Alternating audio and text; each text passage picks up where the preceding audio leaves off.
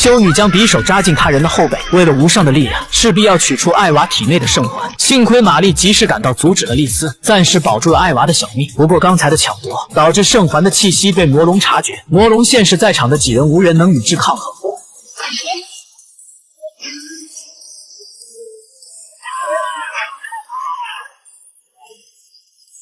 但很明显，魔龙的真正目标是天使之环。危急时刻，丽丝挺身而出，用自己的生命替艾娃挡下了魔龙的攻击。此时，艾娃却想不明白，刚才的丽丝为夺取圣环还要杀了自己，可她究竟是为了什么？现在反过来又要保护自己呢？这一刻，艾娃终于鼓足勇气，拿起神速疯狂爆发，与地狱战斗。受到致命一击的魔龙，没想到竟带着丽丝的身体一同撤回了地狱。经历了此事，艾娃才真正明白修女们时常提起的使命与奉献的意义。于是她本能的反应选择了逃避。之后，玛丽拿着画像四处打听着他的消息，可每次都是以失望而告终。其实艾娃并没有走远，他来到一个民风淳朴的安逸小镇，但好景不长，艾娃在小镇餐厅做服务员时，再次看到红色迷雾，这代表眼前的男人也被恶魔附体。于心不忍的他本想以德服人，哪曾想对方突然暴走，拿起刀子向他逼近。由于第一次面对恶魔附体，艾娃表现得不知该如何下手。其实玛丽很早就找到了他，一直没有现身，就是想让艾娃学会独自面对。经过玛丽的技术指导，艾娃逐渐占据上风。见时机成熟，玛丽将含有神速成分的武器递给了艾娃。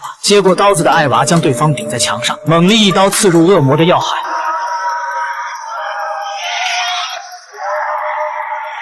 恢复平静后，艾娃决定不再逃避，愿意和玛丽回去，不管将来会面临什么，她也要坚强。与此同时，杜雷蒂篡权架空了文森特神父，以壮大教会的理由，招募了很多他自己的亲信。生面孔的出现把教会分成了两派，绝大多数人选择站在杜雷蒂的这一边，唯有少数的骨干还愿意听从神父的命令。返回来的艾娃并没有直接回到教会，而是去找了萨尔维博士，想通过科学技术弄明白他体内的圣环。可前台狗眼看人低，死活都不让他进。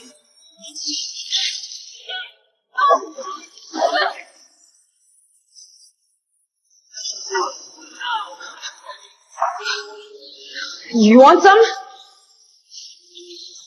见到博士后，艾娃说明了自己的来意。奇怪的是，博士并没有拒绝，反倒是很痛快的答应，因为他也有着自己的目的。他想利用圣环的力量打开穿梭空间的传送门，从而延长自己儿子的寿命。可最终实验失败了，艾娃受不了超负荷的压力，拔掉了仪器，情绪失控，直接穿过楼板来到了下一层。看到传送门的那一刻，他才知道博士利用了他。博士紧忙解释，并带他去见了自己的儿子。当艾娃靠近后，小男孩竟与他产生了感应，像神速武器一样放出星星点点的蓝光。另一边，教会里出现一个熟悉的身影，一个能让大家祖上诈尸的人。之前被恶魔带走的丽丝居然回来了，不过她还是以前的那个丽丝吗？